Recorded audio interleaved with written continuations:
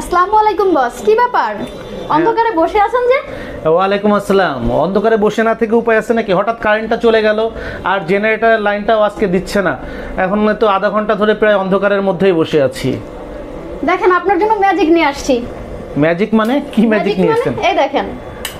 আরে বিদ্যুৎ নাই, আপনি এগুলো জ্বালাইলেন কিভাবে? আরে কি আশ্চর্য ব্যাপার, এই ডিজিটাল যুগে এগুলো বললে হবে? এই দেখেন চমৎকার আবিষ্কার।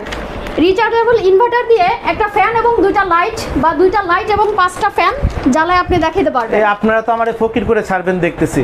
এই একটা রুমের জন্য আপনারা এই যে 20-25 হাজার টাকা খরচ করে এই আইপিএস লাগাইলেন?